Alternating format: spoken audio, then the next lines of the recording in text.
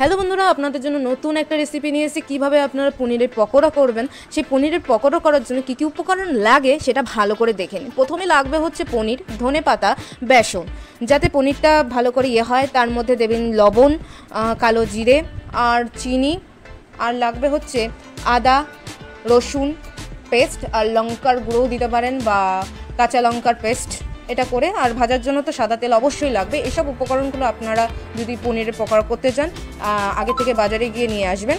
তারপরে আমরা একটা পাত্র নেব, সেই পাত্রের মধ্যে পনিরগুলো দিয়ে দেবো। একটা একটা করে সব রেসিপির উপকরণগুলো আমরা দেখাবো, যাতে আপনাদের অসুবিধা না হয় যে কীভাবে কী কী জিনিস দিয়ে করতে হয়। সম্পূর্ণভাবে আপনাদের রেসিপিটা দেখাবো যে কী কী উপকরণ লাগে। প্রথমে একটি পাত্র তো নিয়েই নিয়েছি, এর মধ্যে ভালো করে বাকি যে পনিরগুলো আছে সব দিয়ে দিলাম। দেওয়ার পরে এবার আমরা দেবো হচ্ছে লঙ্কার গুঁড়ো, যাতে টেস্টটা খুব ভালো হয়। লঙ্কার গুঁড়ো দিয়ে দিচ্ছি। এই লঙ্কার গুঁড়ো দেওয়ার পর এবার আমরা দিয়ে নেব হচ্ছে, ভালো করে দেখবেন কিন্তু কী দিচ্ছি, লবণ দিয়ে দিচ্ছি, কারণ লবণ কিন্তু স্বাদ অনুযায়ী দেবে, বেশি কিন্তু অতিরিক্ত দেবে না মাত্রায়, যাতে লবণ পোড়া না হয়। আর সামান্য আপনার অনুযায়ী যতটা আপনি পনির নিয়ে করবেন তার অনুযায়ী করবেন, ঠিক আছে। লবণটা দেওয়ার পর এবার আপনারা চিনি দিয়ে নেবেন। চিনিটা দেবেন যাতে স্বাদটা খুব ভালো হয় এবং সত্যি স্বাদ ভালো হয়। তা আমরা এর মধ্যে চিনি দিয়ে দিচ্ছি, যাতে লবণে পোড়া যদি বেশি লবণও হয়ে যায় চিনি দিলে, তাহলে মাত্রাটা মানে সমান সমান হয়ে যায়, ঠিক আছে।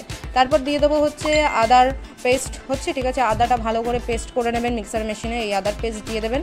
তারপরে এর মধ্যে দিয়ে দেবেন হচ্ছে রসুন বাটার পেস্ট, ঠিক আছে। তারপরে দেবেন হচ্ছে লঙ্কার পেস্ট বা লঙ্কার গুঁড়ো তো দিয়েছি সামান্য, বেশি দেবেন না যাতে পেট জ্বালানা করে। লঙ্কার পেস্টই দেবেন। আর এর মধ্যে দিয়ে দেবেন হচ্ছে কালো জিরে। এবার আমরা কালো জিরে দেওয়ার পর আমরা হচ্ছে কী কী দিচ্ছি ভালো করে দেখেন। দিয়ে দেবো হচ্ছে চালের গুঁড়ো, যাতে মচমচে হয়, ক্রেজি ক্রাঞ্চি টাইপের, যেমন খেতে খুব মানে সুস্বাদু লাগে। এর জন্য আমরা চালের গুঁড়ো দিয়ে দিচ্ছি, যাতে ভালো করে পকোড়াটা ভালো করে ভাজা ভাজা হয়। এর জন্য আমরা চালের গুঁড়ো দিয়ে দিচ্ছি। আপনারা চালের গুঁড়ো না দিলেও বেসন দিতে পারেন, বা বেসন থেকে বেশিরভাগ যাদের যেটা পছন্দ সেটা দেবেন। তার মধ্যে উপরে দিয়ে দিলাম হচ্ছে হলুদ। তারপর দেবো আমরা হচ্ছে ধনেপাতা। আমরা ধনেপাতা দিয়ে দিচ্ছি, যাতে স্বাদটা আরও যত বেশি জিনিস দেবো তত খুব ভালো টেস্ট হবে। আপনারা অল্পর মধ্যেও জিনিস দিয়েও করতে পারেন পনিরের পকোড়া। তারপরে আমরা দিয়ে দেবো হচ্ছে বেসন। সেই বেসনটা দেওয়ার পরে আমরা এবার দিয়ে দেবো হচ্ছে, আমরা বেশি করেই বেসন দিয়ে দিচ্ছি যাতে ভালো করে মাখতে সুবিধা হয়। এবার দিয়ে দেবো সামান্য জল, ঠিক আছে। বেশি অতিরিক্ত জল দেবেন না, যাতে মাখতে অসুবিধা হয়। আপনারা একটু সামান্য জল দিয়ে ভালো করে মাখিয়ে নেবেন, যেভাবে আমি মাখছি বা যার কাছে যেটা থাকে এরকম করে আমি মাখছি, এভাবে মাখিয়ে নেবেন। হাত দিয়ে না দিলেও আপনার কাছে যেটা মাখানোর যদি কিছু থাকে সেটার অবস্থায় আপনারা মাখবেন।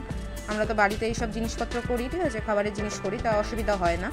তা আমার এই মাখা সব কিছু কমপ্লিট হয়ে গেছে। পনিরের পুরো দেখেছেন সব কিছু একসাথে মাখিয়ে নিয়েছি, যেগুলো উপকরণগুলো দিয়েছিলাম। এভাবে আপনারাও মাখিয়ে নেবেন, ঠিক আছে। ভালো করে মাখাবেন, কোনো পনিরের যাতে অংশ না থাকে, ভালো করে একসাথে মিশিয়ে করে নেবেন।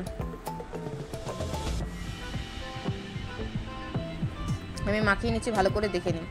আর যদি নতুন কোনো কিছু রেসিপি আপনাদের প্রয়োজন লাগে, প্লিজ আমাদের কমেন্টে বক্সে আপনারা জানাবেন যে কী কী রেসিপি করলে আপনাদের সুবিধা হবে, তার অনুযায়ী আমরা রেসিপি করব। তারপরে আমরা ওভেনটা জ্বালিয়ে নেব, ঠিক আছে।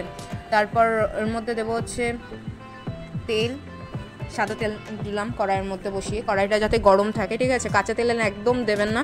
কাঁচা তেলে যদি আপনারা পকোড়াটা ভাজেন তাহলে টেস্টও হবে না, তার সাথে একটা বিচ্ছির একটা গন্ধ হবে।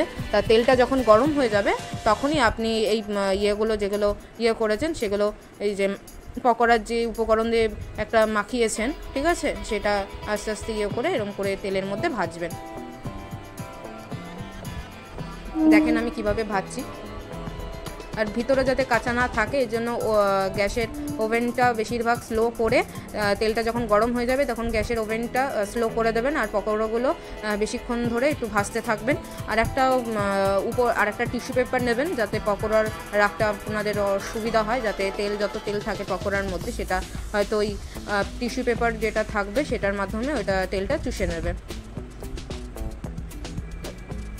এটা আমি সাইজটা বড় করেছি, আপনারা ছোটও করতে পারেন। আমি 3-4টে এইভাবে একবারে তেলে গরম করে এরকম করে ভেজে নিচ্ছি, ভালো করে দেখে নিন।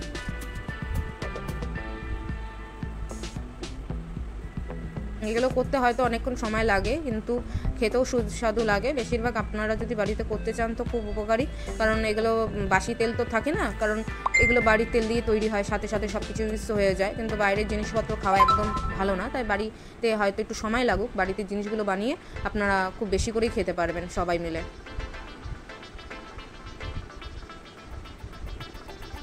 এবার আমি আমার হয়ে গেছে, কিভাবে হয়েছে দেখেন, আমি সব কিছু কমপ্লিটভাবে দেখিয়েছি।